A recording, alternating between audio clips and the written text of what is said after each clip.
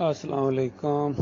یہ ذیشان اجاز صاحب ہیں اور میرے اندازے کے مطابق یہ شیخ اجاز کے بیٹے ہیں،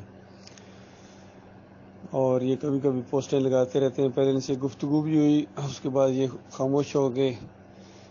سجدہ تعظیمی کے شرک میں جکڑے ہوئے ہیں. محمد حنیف نے جو گڑھا کھودا اس کے اندر جا کے گرے ہیں. اور یہ 3-4 پوسٹیں انہوں نے بڑی بہترین بنائی ہیں ان آیات کی، جس میں یہ ہے کہ مردے نہیں سنتے. اوپر ہیڈنگ یہی لگایا اور نیچے وہ والی آیات لائے ہیں جس میں مردوں کے سننے کی نفی ہے کہ مردے نہیں سنتے. فَإِنَّكَ لَا تُسْمِعُ الْمَوْتَىٰ، تو مردوں کو نہیں سنا سکتے. کہیں کہا گیا وَهُمْ عَنْ دُعَائِهِمْ غَافِلُونَ، یہ تمہاری دعاؤں سے غافل ہیں. اموات غیر احیاء، یہ مردہ ہیں، ان کے اندر زندگی کی رمق تک باقی نہیں ہے. تو یہ بالکل صحیح انہوں نے یہ آیات بنائی، پوسٹیں اچھی پوسٹیں بنائی. اس کے اوپر غور و فکر کریں، لیکن سب سے زیادہ غور و فکر یہ لوگ کریں جو بالکل ان کے اوپر آج فٹ ہو رہی ہیں، محمد حنیف اور ان کے مقلدین کے اوپر، اندھے مقلدین کی، جو کہ اندھے کو نظر نہیں آتا ہے. اور مشرکین مکہ جب دعوت کو نہیں سنتے تھے تو ان کو کہا جاتا تھا کہ یہ مردے ہیں، مردوں کی طرح ہیں، جس طرح مردے نہیں سنتے اس طرح یہ نہیں سنتے. تو اس میں مردوں کے سننے کی نفی تھی، کیونکہ جب مثال دی جاتی ہے تو اس کے اندر وہ چیز موجود ہوتی ہے تب مثال بنتی ہے. جس طرح کہا جائے یہ شیر کی طرح بہادر ہے، تو شیر کے اندر بہادری کا ہونا لازمی ہے. لیکن اگر کوئی اس طرح کہہ دے یہ گیدڑ کی طرح بہادر ہے تو ایک دم لوگ ہنسنا شروع ہو جائیں گے کہ یہ کیا کہہ رہا ہے. اسی طرح فلاں کے ہاتھ لوہے کی طرح سخت ہیں، تو سمجھ میں آنے والی بات ہے. تو لیکن اگر کوئی کہے اس کے ہاتھ موم بتی کی طرح سخت ہیں، موم کی طرح سخت ہیں، تو لوگ ہنس پڑیں گے. تو جس چیز کی مثال دی جاتی ہے اس کے اندر وہ چیز ہونا لازمی ہے. اسی طرح جب کہا گیا کہ یہ مردوں کی طرح ہے، یہ نہیں سنتے ہیں، تو اس کا مطلب مردے نہیں سنتے ہیں، زندے تو سنتے ہیں. اسی طرح کافروں مشرکوں کو مردوں سے تشبیہ دی گئی اور مومن کو زندے سے تشبیہ دی گئی. تو یہ حال ہے ان کا، یہ نہیں سنتے ہیں. سب کچھ جاننے کے باوجود انہوں نے آنکھیں بند کر لی ہیں. محمد حنیف نے، سعید احمد نے، شیخ اجاز نے، زرار بٹ نے. یہ ان کو کیا ہو گیا ہوئے؟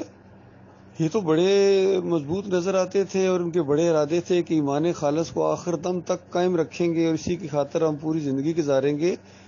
چلو اگر قاری خلیل الرحمان وہ تو تھا ہی مولوی، مولویوں سے آیا تھا، مولوی انداز ہے اس کا، وہ اگر اپنے مولوی پن پر ہے، یا منور سلطان یا دوسرے، تو یہ دوسروں کو کیا ہو گیا؟ رفعت نواب کو کیا ہو گیا؟ اور یہ چودھری اشرف کو کیا ہو گیا؟ یہ کیوں نہیں ایمان خالص کی طرف دوبارہ آتے ہیں؟ یا یہ اٹے ہی کیوں ہیں؟ اتنی بڑی بڑی باتیں ان کے سامنے آئی، پھر بھی ان کے دماغ اسی کی طرف جا رہے ہیں، کفر شرک کی طرف. پھر چلے گئے، پھر کافر ہو گئے.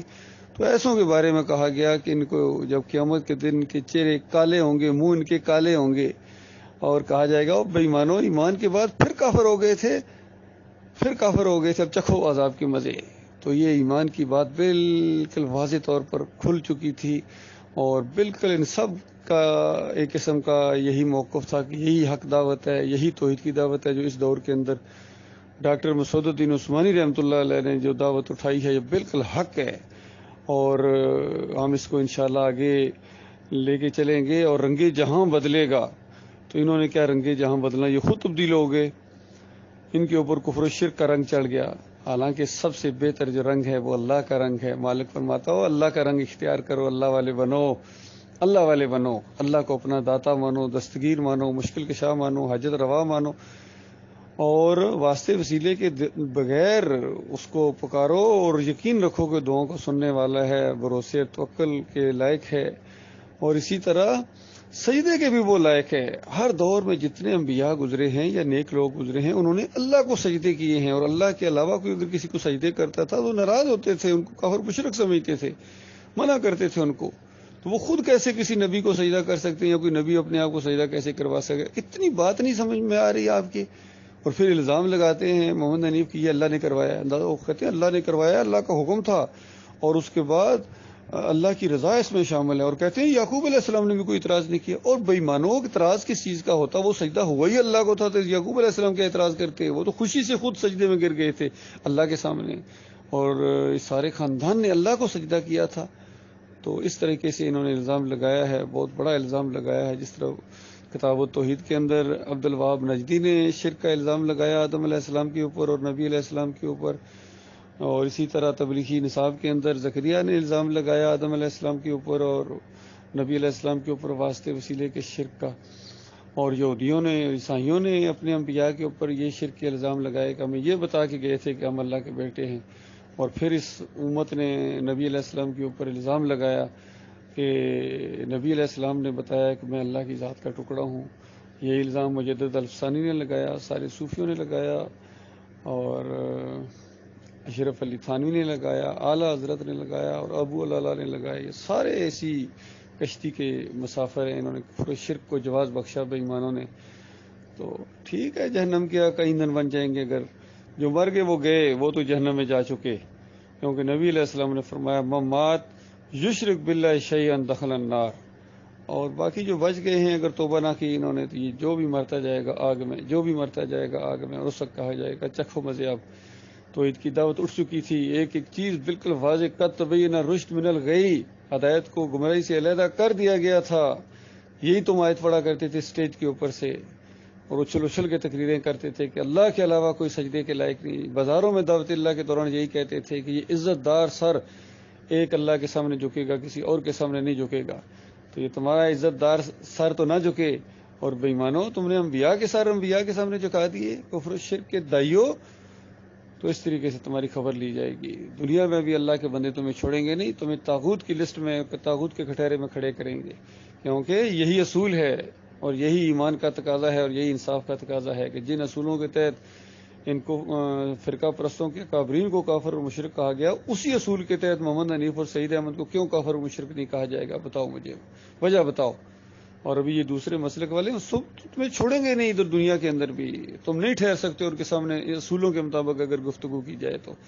باقی میں نہ مانوں والا انداز اور ہے، اور ان کے اوپر اب پوری طرح وہ مثال بھی فٹ آتی ہے. جس طرح ڈاکٹر مسعود الدین عثمانی رحمۃ اللہ دیا کرتے تھے کہ مولوی نہیں مانتا ہے، یہ مولوی بن گئے، سارے دنیا کی طرف جھک گئے، دنیا کے پرستار بن گئے. جیسا سورہ اعراف کے اندر ان کی مثال آئی ہے اور سورہ جمعہ کے اندر ان کی مثال آئی ہے. تو مولوی نہیں مانتا ہے. اس نے ایک دفعہ شرط لگا دی کہ کوا سفید ہوتا ہے. تو گھر والوں نے کہا، بیوی نے کہا کہ کم عقل کم بخت، یہ کیا تو نے شرط لگا دی ہے؟ کوا یہ تو سفید نہیں ہوتا ہے، کالا ہوتا ہے. یا دوسری شرط اس نے یہ لگائی کہ اونٹ کی دم ہی نہیں ہوتی ہے. سب نے کہا دم ہوتی ہے. تو کہنے لگا کہ میں مانوں گا ہی نہیں، میں مانوں گا ہی نہیں. تو اس وقت کسی نے کہا کہ اگر انہوں نے اونٹ کی دم تمہارے ہاتھ میں پکڑا دی تو پھر کیا کہو گے؟ پھر کیا کرو گے پورے مجمع کے اندر تم؟ اس کے بعد اس نے کہا میں اونٹ کی دم لہرا لہرا کے کہوں گا کہ نہیں ہے دم، نہیں ہے دم، نہیں ہے دم. بالکل یہی مثال ان کے اوپر فٹ آتی ہے، شیخ حجاز کے اوپر، زرار بٹ کے اوپر، اور